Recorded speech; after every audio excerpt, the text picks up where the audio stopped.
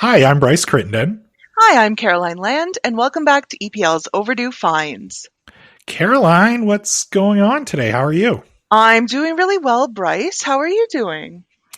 Really good. This is an episode that I've been looking forward to for quite a few weeks. We always have fun topics on Overdue Finds. We always try and keep the show really light and everything. So last couple episodes, we've obviously been talking to some of our forward-thinking speaker series presenters. But today, Caroline, we love kind of looking back in time and talking about pop culture on the show. And one of kind of the episodes that we have started to do, and we actually haven't done one of these in like over a year. I know, I couldn't believe that. It felt like we just did it, but it was over a year ago. Yeah, exactly. So it was, obviously our pop culture time capsule series. And today we're looking at the year 1996. Caroline, how excited are you to be talking about 1996? Very, very excited. It was like with the 2000 culture time capsule that we opened. This was a mix of some highly professional research. As you know, I am an information professional, mixed with personal reminiscences. So it was interesting to see what I was like misremembering, as well as things I had forgotten about. Yeah. How excited are you? Where would you put your excitement level? It's funny because we were just chatting about this before we hit record here, and I'm worried about the length of this episode. So, just because there's so much to cover from 1996, like from not only pop culture, but like sports and like news and everything else. And we're going to get talking too about like what we were each doing during the year 1996. So that's actually one of my favorite parts about these episodes is, getting to find out, Caroline, what were you up to in 1996? And I could share what I was doing. And we also have a couple of guests joining us today too. And I'm excited to hear what they were doing in 1996. I know they've got some definitely some hot takes on music from that era, and we're going to get right into it. So first, I want to welcome back to the show. She's a member of the Overdue Finds family, Camilla Fita. Camilla, how are you today? I'm great. I'm so excited. It's great to be chatting with you guys again. It's a lot different because it's not in person this time, but it'll be good. Camilla, I wanted to say before we get started, I wanted to extend to you, come on and slam, and welcome to the jam. Thank you very much. There are so many song titles that I think I'm going to try to like pepper in because they all speak to me, but they're all applicable. I really want to use that as our new ongoing intro piece. Come on and slam and welcome to the jam. I am, of course, quoting from Space Jam. Yes, one of the classic films that was released in 1996. And our other guest today, I know, is a huge fan of Space Jam and a lot of stuff from 1996. Official friend of the show, associate manager of our makerspace at our Stanley A. Milner branch, Holly Arnason. Holly, welcome back to Overdue Finds. How are you? Thanks, Bryce. I'm doing great. I can't wait to pump up the jam on this episode. I should say, I'm acting like I've been a longtime fan. I just watched Space Jam for the first time last year, and I liked it. But we'll get into that later. Mm-hmm. Yeah, there's a lot to say about that movie. Yeah. LeBron James there's going to be like Space Jam 2 coming out later this year. So that's going to be interesting. I'm very excited about that. I think LeBron has had a pretty good acting entry so far, so I think that could be a pretty solid entry into the series. So in our last episode, Caroline, we previewed Overdue Finds March Madness. And so we're only a couple days into it now. When you hear this episode, we'll be like 2 weeks into it. But so we've only had a couple days. But has there been any results so far that have surprised you? I don't know about surprise. Like you said, it is always so hard to know what's going to happen. I think I said to you and to the marketing team that I can't believe that we're only a couple days into March and I've already had my heart broken. I guess that's my fault for, playing with my heart in March Madness. Yeah, the big one for me, I mean, I guess I wasn't too surprised because I know it's really popular, but yesterday, Moana defeated Doc Brown from Back to the Future. And that was one that I thought was going to be close. And on our website, we actually had more votes for Doc Brown, but Moana led the charge on social media. So, yeah, that one, I don't want to say I'm disappointed by it, but I was a little disappointed, maybe I should say. Yeah, it's hard. We had Claudia from the Babysitters Club go out against Katniss from the Hunger Games. That was, like you said, not a surprise, but I really thought there was a chance she could pull through to the next round. So that was a hard one for me. No, understandable. So yeah, and everyone, hopefully you're playing along. If not, visit epl.ca/podcast, and we have polls set up there every day. Also visit us on Twitter and on Instagram, and we've got polls there as well. So you can vote like 3 times for your favorite character each day. I know I was on there voting 3 times for Bugs Bunny, but he got defeated by Princess Leia. So yeah, go and vote, and let us know on social media who you're voting for by using the hashtag EPL March Madness. So let's move on to our Overdue Finds picks for today. Holly, what have you been enjoying lately? Well, Bryce, I've really been into the video games since it's still wintertime, at least for a little while longer in Edmonton. So I've replayed The Outer Worlds recently, which is a space adventure game released in 2019 by Private Division. And basically it combines relentless corporate satire, a cheeky spaceship AI, campy nods to like Pulp Fiction and Serials, and sort of a Fallout New Vegas in space approach. So there's just a lot of shenanigans. There's kind of a main storyline. The companions are really fun. Their stories are really great if you dig into them. And it's a game that's about an 8 to 10 hour playtime. So I've been loving that. I played the DLC for it, but of course, we also have the base game in the library's collection. And I think also if you're a fan of kind of cheeky sci-fi, kind of like the Murderbot Diaries novella series, that's something that you could really connect with and get into. So I've been just loving The Outer Worlds. You sold me on corporate satire on that one. So that's a game I have seen like online, and I know it's popular, but yeah, I haven't played it yet. But yeah, I think you may have just sold me on that one. That sounds really fun. I definitely think you got to get into it, Bryce. It's so much fun. It is on the short side, I think, a little bit, but it is just, yeah, it's so fun in terms of the kind of setup and the kind of take on space colonization that's presented in the game. And the characters, I think, are really well done in it. There's some real kooky characters, which is always a great thing to find in a video game. Nice. Camilla, how about you? What have you been enjoying lately? Well, I've been doing some streaming services shopping. So I got into Caroline. I might have asked you about this, but CBC Gem is great. And so it has a lot of great like Canadian shows, but also British ones, classic Canadian, Da Vinci's Inquest, if anyone was wondering where that went to. But I was looking at, people had mentioned BritBox. I don't know if anyone has signed up for that, but I was looking at it, and a lot of things there were what we have in Acorn TV, which is a EPL subscribed database.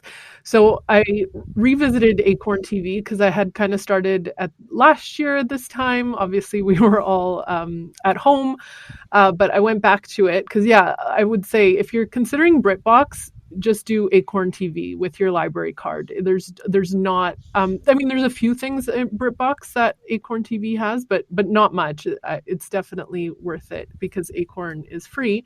But one of the great shows on Acorn is Agatha Raisin, which is the coziest of cozy mysteries. It is, of course, a PR woman who becomes a private detective, as you do.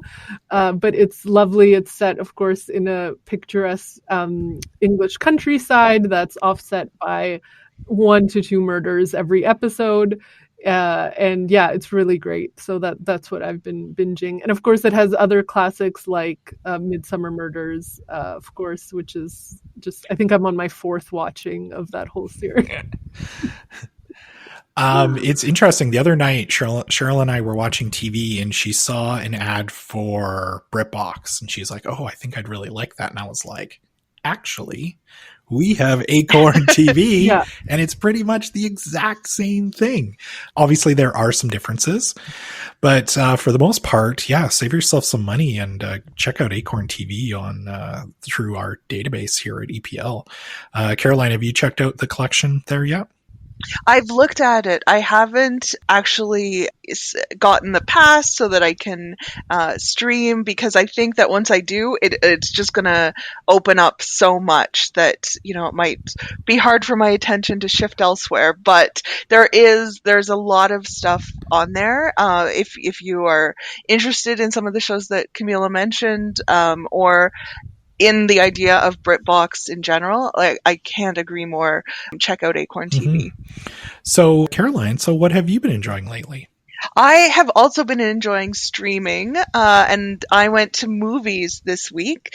Earlier this week, it will be about a week and a half by the time this episode comes out, but Chloe Zhao won the Best Director Award at the Golden Globes, and that was noticeable because it was the first time since, I believe, 1984 that a woman won the director category in that, and she won for Nomadland, which has been getting great reviews, and I haven't seen yet, but I wanted to check out some of her past work. So I watched The Rider, which we have available through Hoopla as well as on a DVD in our collection. And it's a movie about a young man. His name is Brady, and he makes his living by entering rodeo competitions and riding horses. And when the movie opens, we learn that he's just suffered like a very serious head injury that is threatening his ability to get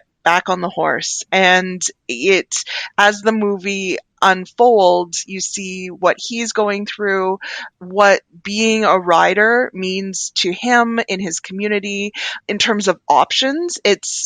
It's a job, and that might not be something we think of it as, but for him, it's really the only way that he can make money, use his skills, take care of his family.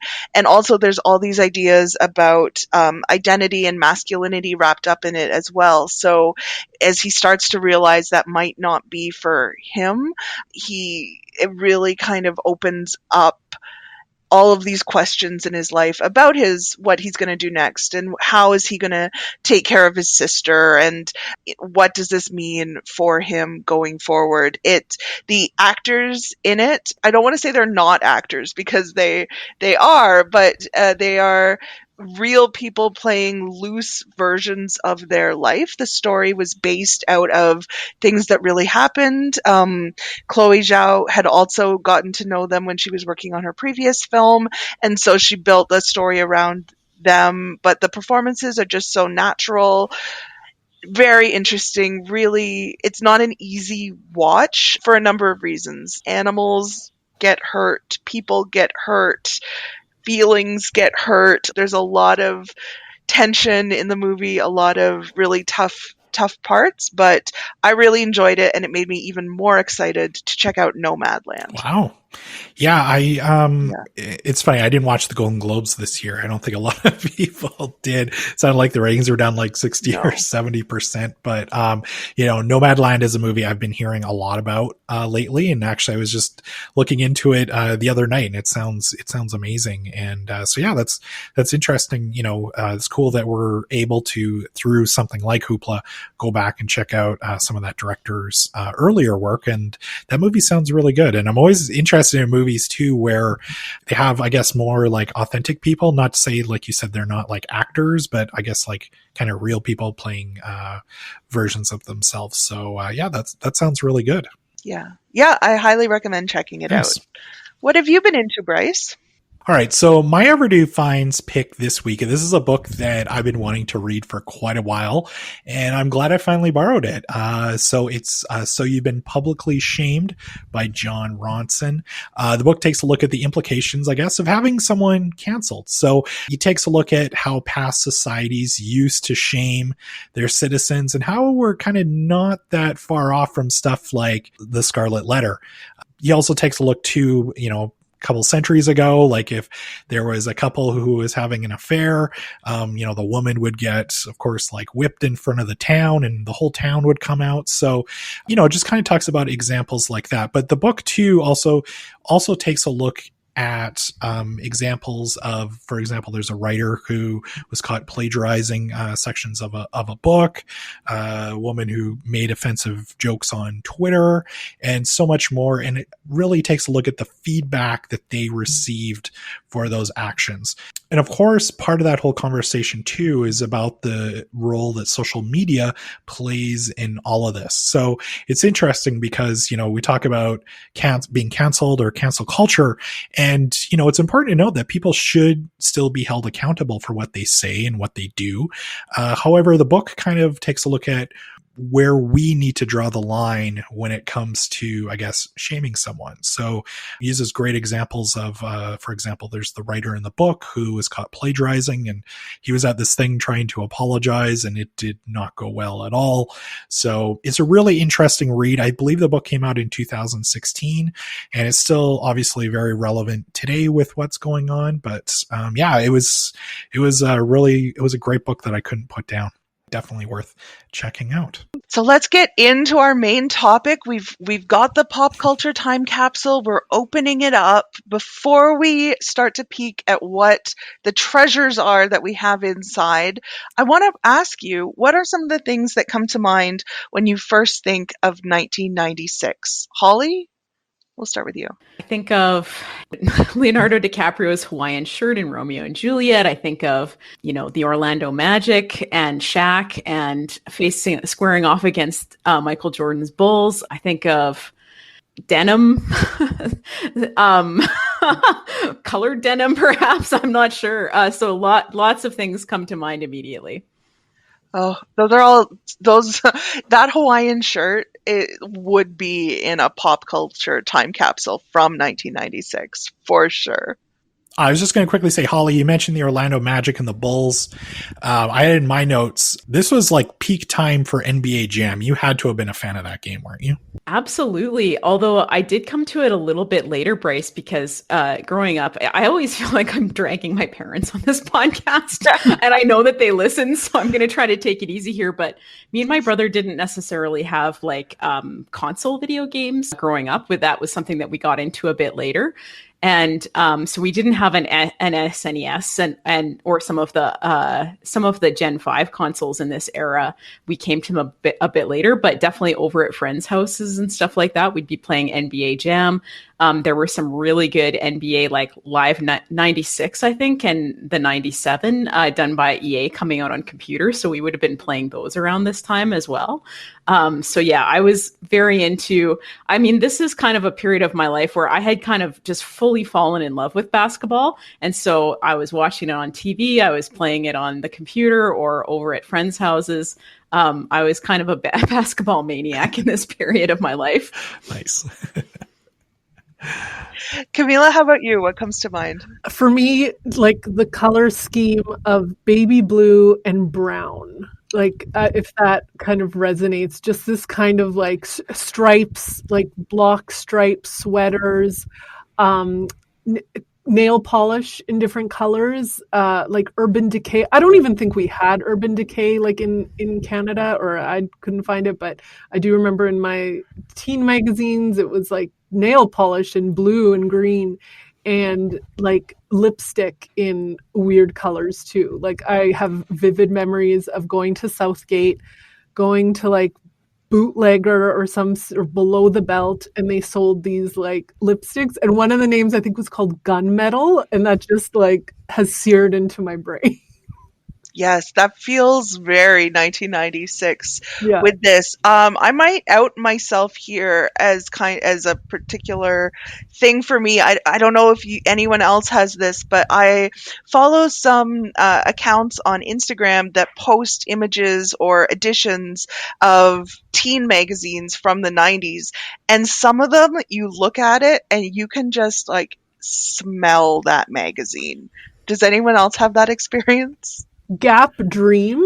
Do you guys remember Gap had like a line of 4 perfumes or body sprays, and Dream Grass, I forget the other 2, because Dream was like, that's it. This is like the most sophisticated, amazing smell scent in the world, and I will wear it forever. And I think honestly, if we were pulling out a magazine, not necessarily even a teen one, but something like Cosmo, maybe even Good Housekeeping, they had perfume in them. Like this is a thing Yeah. I feel like we would have to explain to children today, that there would be multiple ads in these magazines that all had different perfumes attached to them. Like I recently had a text exchange with my cousin, and we were just listing perfumes from our childhood. Like, do you remember exclamation? Do you remember Jupe? And like taking pictures of the bottles, because I don't know, there was something obviously at that age, like, you know, you're kind of trying makeup, and there was something kind of adult about perfume.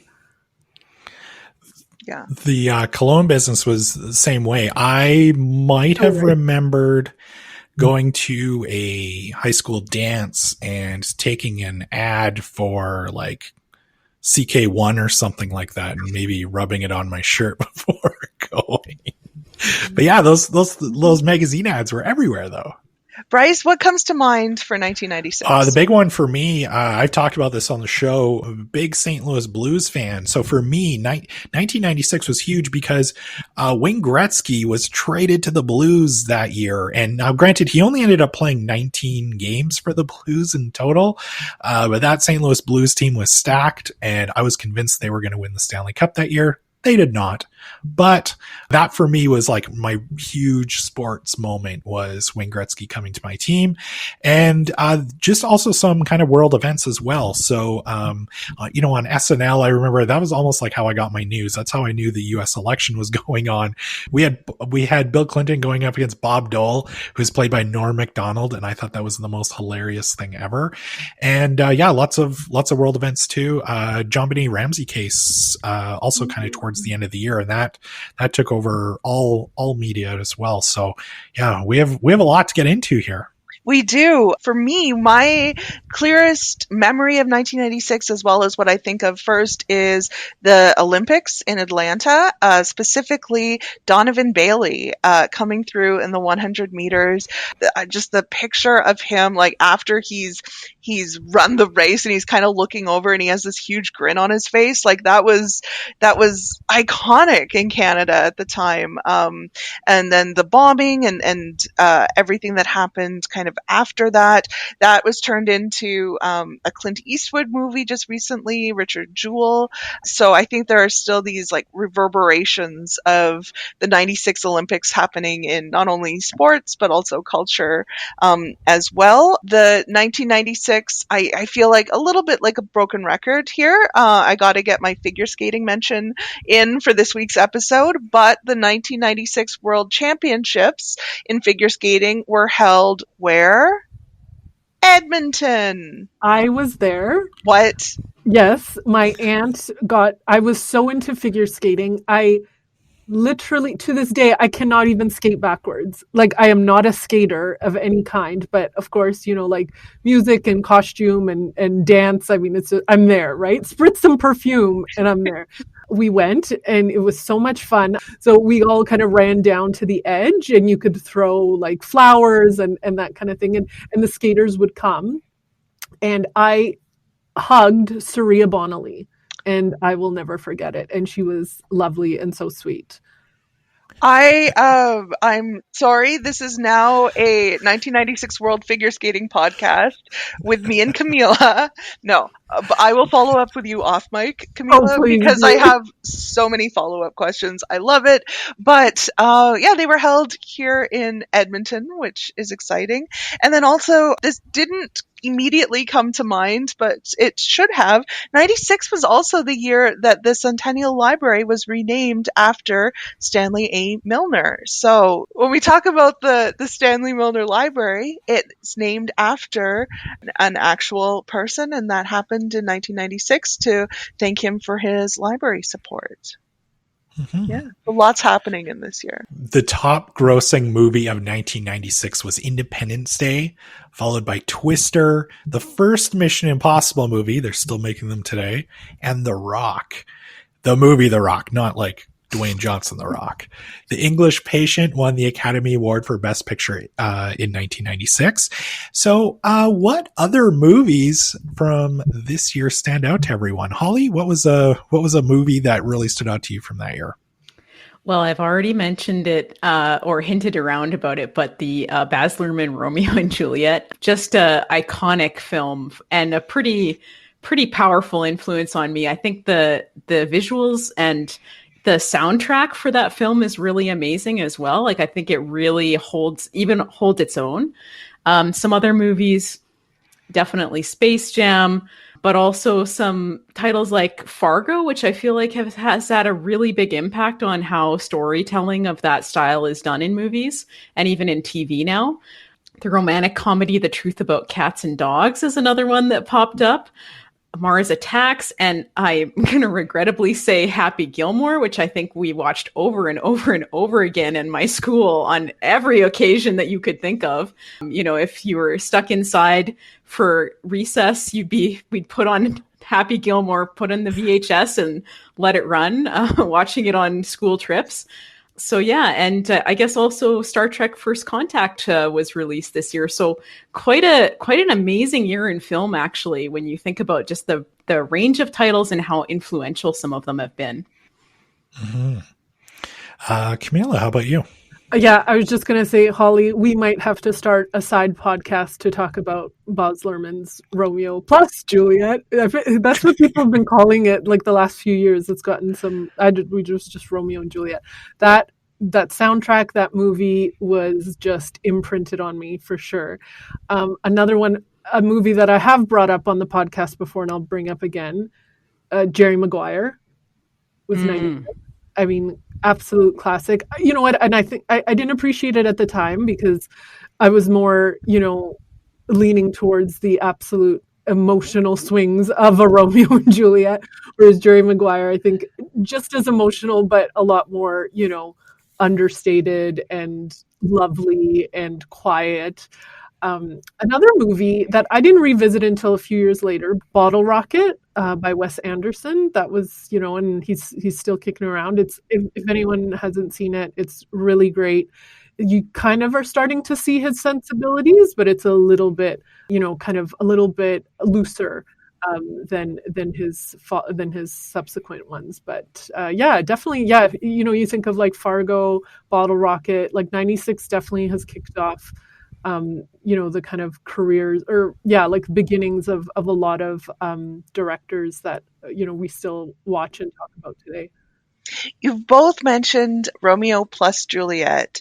It's on my list as well. What do you think it is about the movie that speaks to you or spoke to you, continues to? Well, I mean, like Holly mentioned, definitely it was the Leonardo DiCaprio of it all. But also, like, at that age, that idea of like how I thought it was so amazing that how like he modernized it, like instead of swords, they had guns. The swords are like, or the guns are named after sword. Like, it's modern, but they're talking like shakes. And yeah, definitely the visuals. It's funny, like it was sort of early internet, but those visuals of like the neon crosses and that kind of thing, like you can definitely see that on somebody's Tumblr page, I'm sure, like 15 years later. The music holds up like you wouldn't believe. Like Radiohead, Desiree, Garbage, the Cardigans. Like, yeah, Love Fool by the Cardigans. That's a great song. It's a perfect encapsulation. It's just pure pop, like straight to my veins. I don't think it made it onto the soundtrack, but there's a really incredible cover of When Doves Cry. I can't remember the name of the artist. I should have done my homework a little bit more, but that song, like that just, I don't know, it kind of gives me chills actually when I've rewatched it, and it holds up. I have talked with like some of our former library interns, and one of them was like, "Oh, I don't really get why people like that movie," and I was like, "What?" Because it's just all of those things that you've mentioned, Camilla. It's like it's the visuals, it's the music, it's kind of like I think the performances as well. Like I thought the Mercutio performance like really stood out to me as something that was like really exciting and amazing and just kind of breathed life into the text because I think I wasn't necessarily at the age yet where I was studying Romeo and Juliet as a play, but I definitely was already aware of it through culture and maybe had already seen a play adaptation of it. So yeah, it's just such a different take and so eye-popping. Is there a better Paris than Paul Rudd? Like, he's just so perfect for that. Just kind of like, we need a stand-in type of role. I have vivid memories of my friends and I like mimicking. He does this dance move where he's like doing this to Juliet, and I'm glad this is all audio, but we thought that was funny. Claire Danes, her ugly cry when she finds out Romeo is dead, spoiler at the end. How dare you? Somebody's going to send us an angry email right now. But that actually there is something in that, because I remember talking about this with my dad, who I think was a little skeptical of this idea of like a modern Romeo and Juliet, because in this version, I believe they have a moment where they see each other. Oh, they do. Right? Like, and that's not like in the play. No, we really are getting into spoilers for Romeo and Juliet here. But in the play, she takes her fake poison and it looks like she's dead. Then he comes and finishes the poison. No, he takes real poison and then kills himself. He's dead. Then she wakes up and stabs herself. But in the movie, after he takes his poison, but before he's actually dead, she wakes up, and so there's this moment, and touches his face or reaches for his face, and they gasp. Oh yeah, I feel like 96, 97, Leonardo DiCaprio had just really bad luck with that timing, with his, like, I'm thinking the unfairness of the slab of wood in Titanic, the unfairness of, maybe checking to see if if she's awake. Like, yeah, there's that. It's a intense moment. And of course, for me at that age, like zinc, like straight into my soul. I was like, ah. Yeah. And that's the thing. Like, I remember my dad was like, it's not authentic. It's not like true to the play. And I'm like, but it's true to my soul, Dad. And that was the reaction of it. Bryce, was this movie on your radar? I was aware of it. This is going to come as a huge shock, but 17-year-old Bryce wasn't really that interested in watching this movie. And to this day, I've never watched it. Oh, I know. I see the daggers coming my way right now. So, no, I was fully aware of it. It just wasn't something that interested me. It didn't star Jean-Claude Van Damme or somebody else like that. So I didn't really have an interest in it. But a couple of movies that really stood out to me, Holly, you mentioned them already. Fargo, absolutely love that movie. Jerry Lindengard, played by William H. Macy, is one of my all-time favorite movie characters. And also, too, here's my hot take for this episode. Holly mentioned this movie. So that year we had Independence Day come out, but then we also had Mars Attacks a little bit later in 1996. Mars Attacks is the superior alien invasion movie to come out of 1996. Wow, that is a hot take. Is it Jack Nicholson? Is that what puts it over the top? It's Jack Nicholson playing like two different characters. It's got an all-star lineup. It's just funny.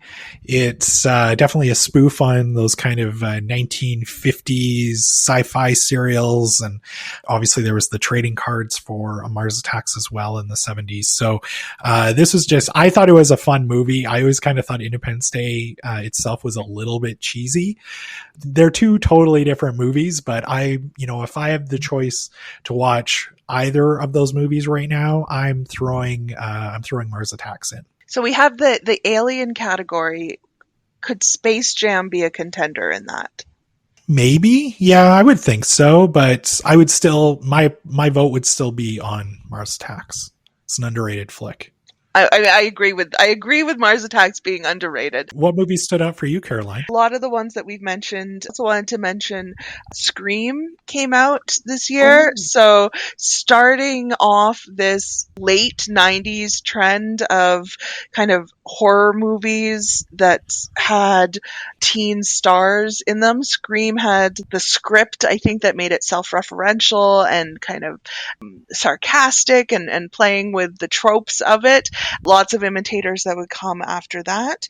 Another movie that stood out for me was First Wives Club. Great cast there. There was Bette Midler, Diane Keaton, Goldie Hawn, Sarah Jessica Parker, Elizabeth Berkley were in it. And this idea of being replaced and then maybe getting a bit of revenge is always a fun plot line to see in a movie, as well as I really loved the movie Up Close and Personal, starring Michelle Pfeiffer and Robert Redford. And it started out as being based on the true life story of Jessica Savage, who was a reporter. But by the time it actually ended up on the screen, I think in one interview, the screenwriter, I was asked, what is the movie about? And it's about two movie stars, really. And it was just basically a vehicle for the two of them, but it was sweet. It had Because You Loved Me, the Celine Dion ballad on the soundtrack. Yeah. And it was huge and emotional. And I think that coming through as kind of a theme of what was happening this year, of like huge and emotional. Independence Day, Romeo and Juliet, even the music. Yes, it is true that the Macarena by Los Del Rio was number one on the Billboard chart for 14 weeks, arguably the song of the year. But number ones also included these like ballads like Because You Loved Me, Unbreak My Heart by Toni Braxton. There was like a bigness to music happening in this era. And then of course we've got hits like No Diggity by Blackstreet featuring Dr. Dre. Which songs, Camilla, we'll start with you, which songs would be on your personal 96 mix? Absolutely No Diggity. It has been on every playlist of mine. Dance, breakup, grief. I don't know, that song, like I'd have to get like a medic alert bracelet and it would say on the back, in the case of like unconsciousness, play No Diggity, because it is biologically impossible for me not to move as soon as those notes hit. I loved that song. Yeah, the music of 96, I was thinking of this. I was trying to contextualize it in the spirit of Bone Thugs and Harmony. It really was at a crossroads. Like you kind of had, grunge era was sort of changing, right?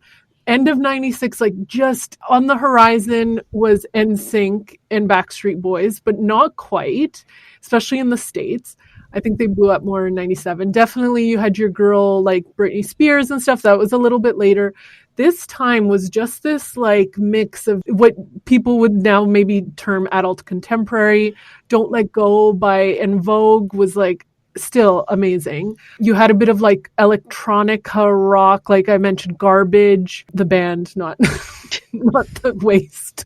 You had, like Radiohead. You had Everything But the Girl. That was 96. And then you also had a little bit of just that pure pop is, I think, encapsulated with Love Fool by the Cardigans. I think it's a really interesting time in music that should be revisited. Yeah, I love this idea of it being this crossroads, this like portal where everything is kind of mixing, and in a few years we'll see that pop emergence. Spice Girls is recording and releasing through mid 96 to late 96, but it hasn't really flipped over into that Yeah. pure like bubblegum pop that we saw in the end of the 90s. Holly, what musically stands out for you? I mean, many of the titles that Camilla just mentioned, of course, but also I want to call out that ballad comment that you made, Caroline. I think, One Sweet Day by Boys to Men and Mariah Carey. Like, I was listening to that this morning as I was working on my spreadsheets, and,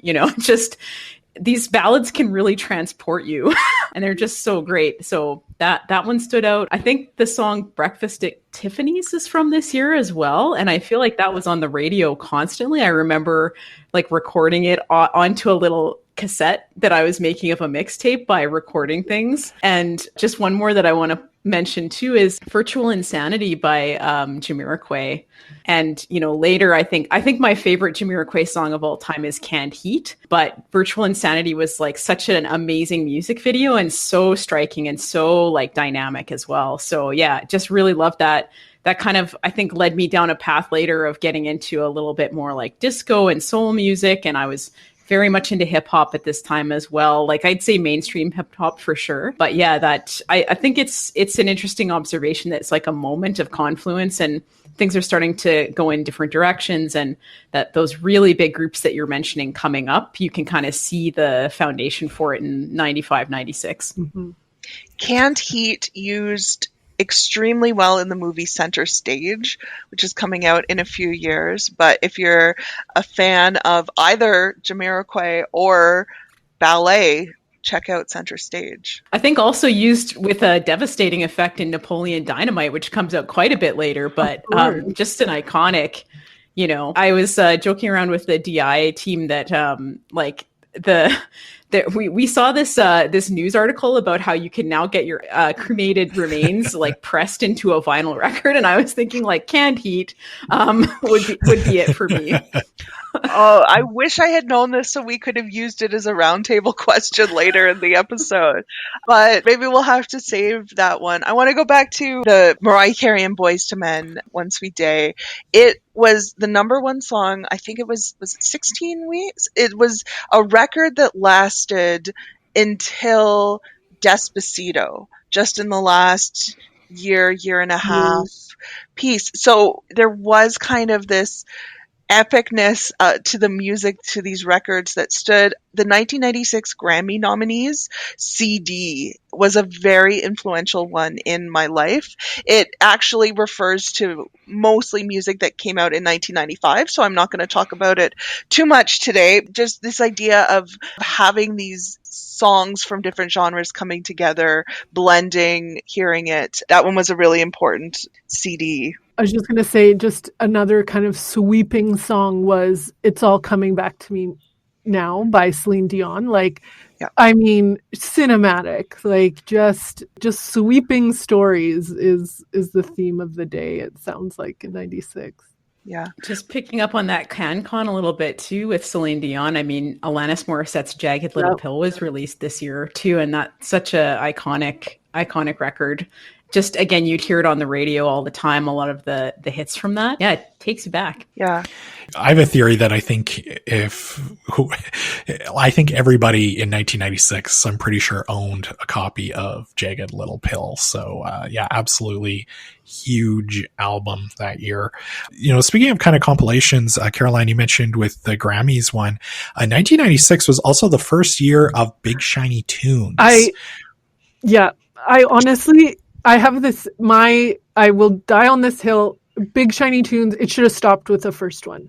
After that, they just were chasing radio hits. They were just, the first one, at least to me, I think had such a great mix of songs that like, I Mother Earth, yeah, okay, we heard them on the radio, but like Porno for Pyros, which I think is Perry Farrell from Jane's Addiction was in there. Yes. Like, so there were songs on that disc that I was like, who is this? What? I've never heard this. Poe, if anyone, Angry Johnny. I mean, like, yeah. And that first Big Shiny Tunes, I remember when the second one was coming out, I was like, great, a new crop of songs that I hadn't heard of. And after that, like from 2 and on, they were fine, but they were just a reflection what was on the radio and like the biggest hits. But like the first one, I don't know, was just sort of I think more of a magical one, I think. Or maybe it's because I just played it like on repeat on this ski trip, like solidified in there. Fun Loving Criminals. Hello. Oh yes, great song. I don't know. I personally got way more mileage out of Big Shiny Tunes 2. I like the song 2 on that record. I guess. Yeah. See, that's when you get to see there's a lot of Lenny Kravitz, and Nickelback comes out a few years later as well. So Jock Jams was also really big during this time. Holly, I have a feeling we may have had both had some Jock Jams albums. Is that a fair guess on my part? Yeah, absolutely. I don't know if I had the physical like CD or cassette at this time, but in terms of listening to it and going back to it afterwards and just like loving it both earnestly and ironically, Jock Jams 1 and 2 are both amazing. I don't know. I can't say enough about it, Bryce. It's just the soundtrack of my basketball life as well. So 1996 also saw the end of some popular TV shows, including The Fresh Prince of Bel-Air and one of Caroline's favorite TV shows, Murder, She Wrote. What sticks out for you from this era of television? Caroline, I'm going to start with you because I know you're a huge Murder, She Wrote fan. I do. Was that a show that you would watch every week, or is it one of those shows that you kind of discovered as you got older? No, we watched it every week. It was in my house. It was originally on Sunday nights and on CBS. And then by this point, it had actually moved to Thursdays. And that was one of the reasons for its cancellation. It didn't have as strong an audience. It was also up against Friends on NBC, which had come out a couple years earlier. And there's a very funny episode of Murder, She Wrote from the last season where Jessica Fletcher, the main character, investigates a murder on the set of the TV show Buds. And it is straight up just like throwing shade at Friends in a very funny way. So I highly recommend checking out that from season 12 of Murder, She Wrote. But that's what I remember from this era. The friend-based TV show happening. There was some in the workplace, some, in their impossibly gorgeous apartments, but people kind of just hanging out, the sitcom really kind of taking over. Third Rock from the Sun.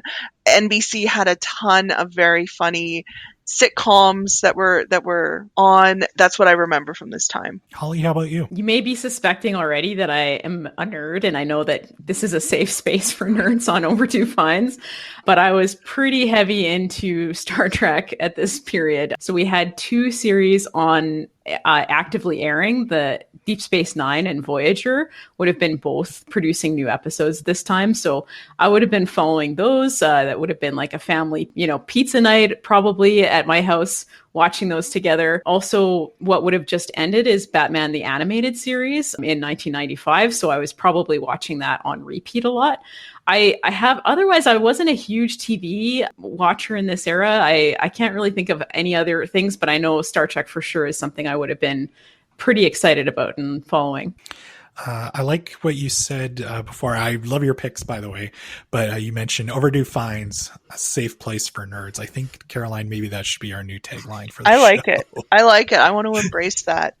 Yeah. When are you guys going to have a shirt? Like, we need some merch as well. Yeah. I've been pushing for a couple of years now for Overdue Finds merch, and I think it's finally time for us to kind of get that going and everything. So mugs, shirts, hats. Totes. Yeah, tote bags, absolutely. I think we can help you with some proof of concept items in the makerspace, Bryce. Yes, well, we'll have to set up a meeting. Camilla, how about you? From this time, I remember quite vividly, I was going to say, I'm sure you guys all remember, but TGIF on ABC was like a staple of my childhood. And then in 96, I think they just changed up the lineup. I want to say I definitely was old enough to leave the house on Friday nights. I did not. No, actually, I'd go to friends' house to watch TGIF because I was still just in that kind of mid space, but definitely not cool enough to leave the house. But we would watch TGIF because that was the start of Sabrina the Teenage Witch, the Melissa Joan Hart version, just so poppy of that time. Like I mentioned, those colors, that's that palette I'm coming from. Like just, boot cut pants, like button up polyester tops, like sort of this 70s vibe that kind of, is still continuing from the early to mid 90s.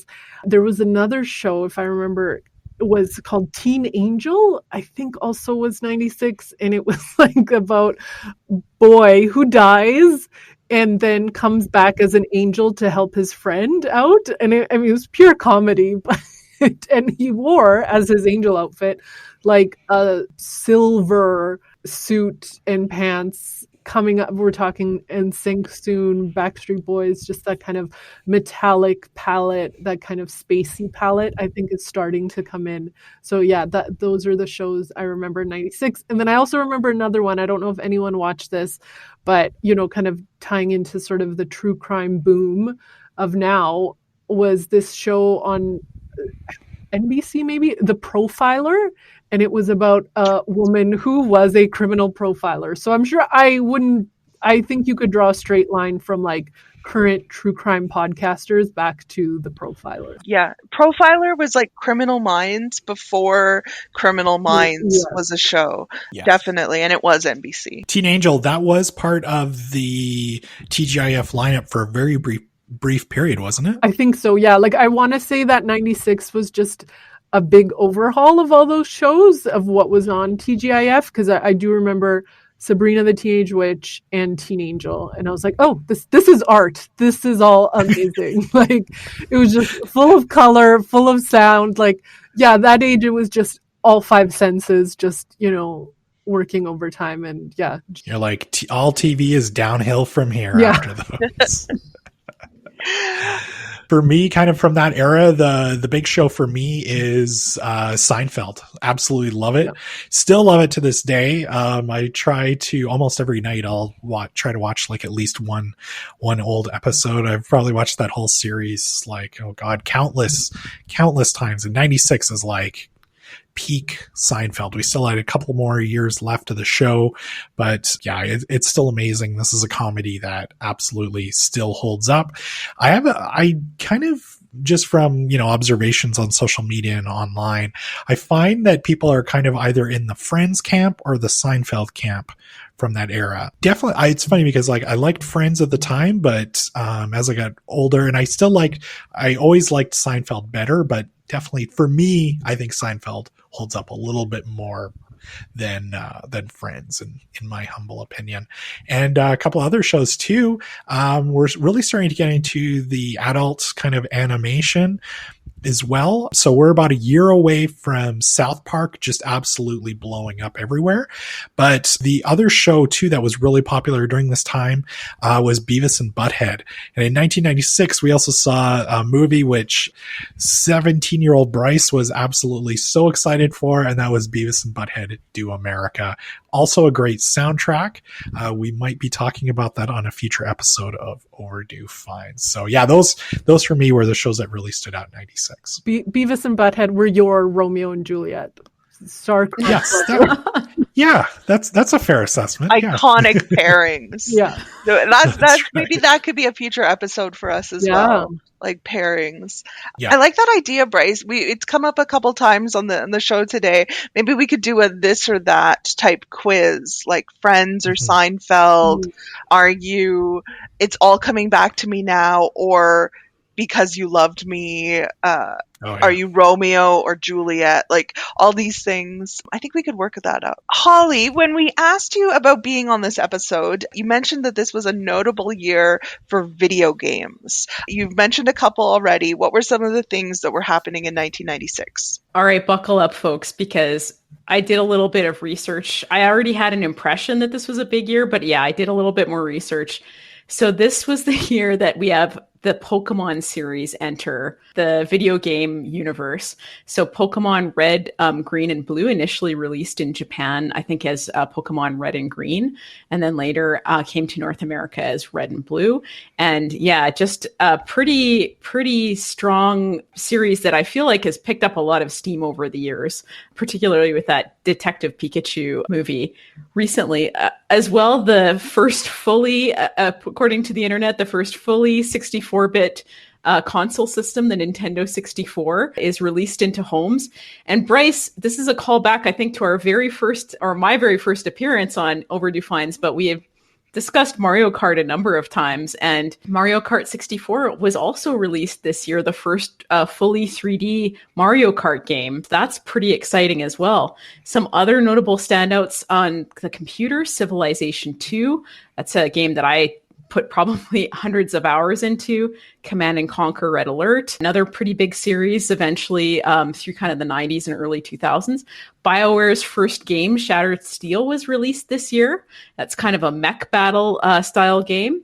And this is pretty amazing because this is a time where you could actually buy demos of games, and Shattered Steel was a demo that you could buy a CD of in the stores, which just seems mind-blowing, the way that the video game distribution system has changed over the years. Resident Evil was released this year, Quake, and I want to plug also, this is a pretty chaotic plug in some ways, but Adobe Flash was released in 1996. And who among us hasn't played a game in Adobe Flash? Like, what an important piece of gaming infrastructure over the years for our casual gamers. I think it just reached the end of the road in 2019 or early 2020. But yeah, Adobe Flash, it kind of blew my mind to see that was the first year that came on the scene. Wow. It's like, who knew Overdue Finds just slowly turned into an Adobe Flash podcast. Wow, that's awesome. Thanks so much for doing that research. In my notes, I was just like Mario Kart 64 that year. But yeah, we're starting to see there's like a huge shift here in gaming. I mean, PlayStation 1, I think, did that come out in 95 or was that also 96? It might have been 96 too. I kind of glossed over that one, but yeah, I think you might be right about that too, Bryce. Either 95 or 96 for sure. Yeah, we're starting to kind of heat up the console wars again, which was something we didn't see since, the early 90s with Nintendo and Sega, obviously. So yeah, for me, definitely Mario Kart 64. I had some other Nintendo 64 games, but they all came out in like 97. So I'm going to save those for a future episode. For PlayStation 1, I've got in my notes here Twisted Metal, which is still kind of a lot of people when they're reminiscing about old PlayStation games, Twisted Metal always comes up. And same with the first Crash Bandicoot game as well, came out in 96. So lots of great titles. Camilla, Caroline, were you playing any games around this time? No, unless you count the Romeo and Juliet soundtrack. The disc was actually also a CD-ROM, and that's the only kind of like tech-based. And I remember vividly, we were an Apple household.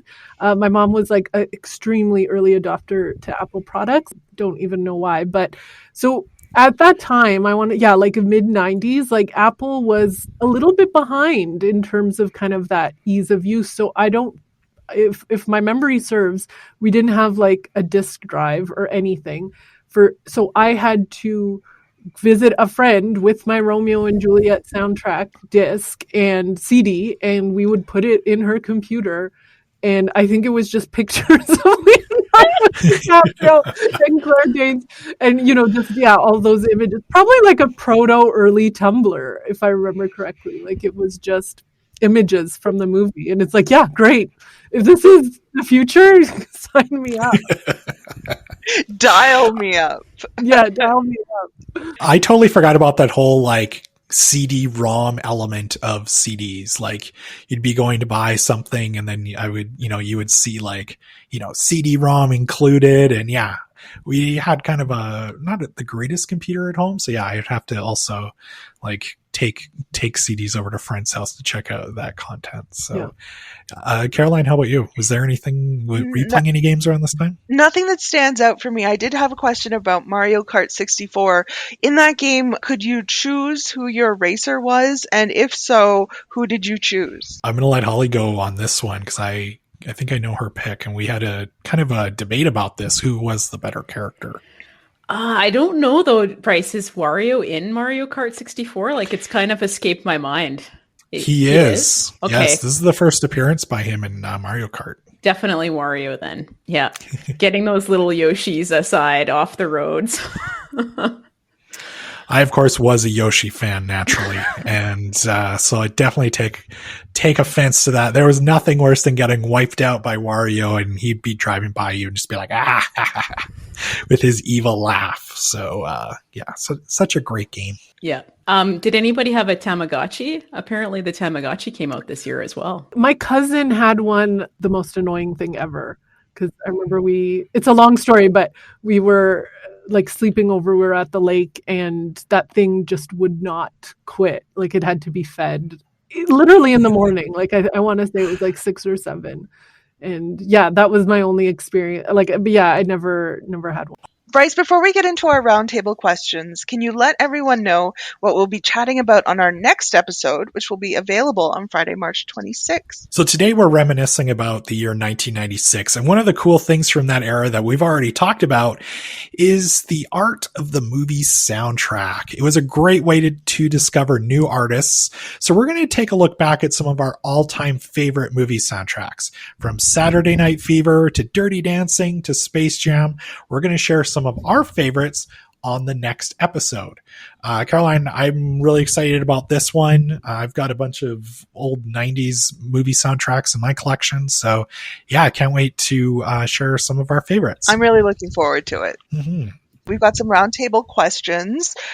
We'll start with this one. Is there one fad or trend from 96 that you'd like to see return to popularity? Holly, let's start with you. Simple answer. Claire Danes, Angel Wings. Full stop. No explanation needed. No explanation needed. Camilla. I would want to hear more like adult contemporary music on the radio. Like, I want that mix. I think, I don't know if kids are getting that kind of wide ranging mix of music anymore. And that's important to me. So, but you know what, talking about kind of what you'd want to revisit, I don't know if anyone here are TikTok watchers as I am. Like, the songs that, the songs that kind of become memes and things like that on TikTok, a lot of them are from this era, like from 1996. So How Bizarre by OMC is huge on TikTok right now, like just because of that How Bizarre line, right? And yeah, I think there might be a subconscious desire for that, like old-timey school. But yeah, it would be nice to get some sweeping cinematic adult contempo back on the radio. 100%. Totally agree. That's my answer as well. Bryce, how about you? Well, I know this fad was kind of starting to kind of go out around this time in 1996. I'd like to see grunge being brought back. Love the music. I think it's due for a comeback. And big flannel shirts that were unbuttoned and baggy jeans. Let's bring it back. Those were some comfortable clothes to wear. I like that. Next question.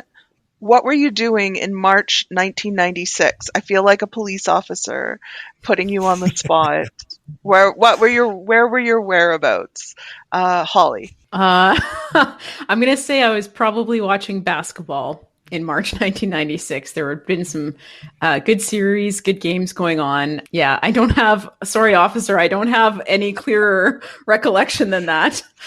It probably checks out. We could probably corroborate that story. Camilla? Well, 1996 for me just sticks out really strong in my memory because I switched schools. So 95, 96, I was in one school, and then over the summer I switched to another one. So 1996 is very much cut for me, like based on which gym I was dancing to like music to, like strong memories of my old school Macarena, probably in March of 96, some type of spring dance at 1 o'clock in the afternoon. And then, fall of 96, new school, new me, spent the summer just Lisa Simpsoning myself and changing myself as hard as I could. Didn't take. And then fall of 96, I'm dancing to California Love and No Diggity in a whole other school gym. So that's where I was. Great. Love the Lisa Simpson analogy there. Yeah. That's a Very good perfect reference. example of using the summer to kind of transform your image, I guess. Bryce, how about you? March of 96 for me, I was in grade 11 at the time, and I was a busboy at Moxie's in Medicine Hat. So if anybody from Medicine Hat's listening, ate at Moxie's during that time, there's a good chance I picked up your dirty plate. So yeah, remember, being in high school, going out, just driving around Medicine Hat on the weekends, like with my friends. Like that's what we did. Medicine Hat isn't a big city, so we do lots of loops around the city anyway. So that's what I was up to. Wow, what were you up to, Caroline? In March, I would have been on March break, which I still sometimes forget we don't use here in Alberta as a phrase, really. We call it spring break, I guess. But in Ontario, it was always March break. So I would have been really looking forward to having probably a week off school. Probably would have stayed home, watched a lot of daytime TV, Price is Right, Rosie O'Donnell show. I would have been really enjoying that. We touched on this a little bit in the music section, but coming out the end of 1996 were the Spice Girls, who were all known, in addition to their actual names, by their spice names: Baby, Posh, Sporty, Scary, Ginger. If you were a Spice Girl, what would your name be? Camilla, let's start with you. Oh, that's a good one. Oh, like a hungry spice? Was that like... Just, I'm always hungry. I think that works. Very marketable. Could easily get some endorsements lined up. Like Spice Girls were in line with Pepsi, but there's no reason there couldn't be additional food-based endorsements happening. Mm-hmm. Holly? I think whenever something has heightened stakes, or maybe it's a little bit political, I tend to describe it as being spicy. And so I think I would be Spicy Spice.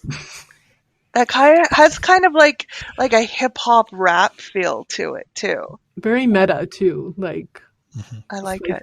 Spice. I like it.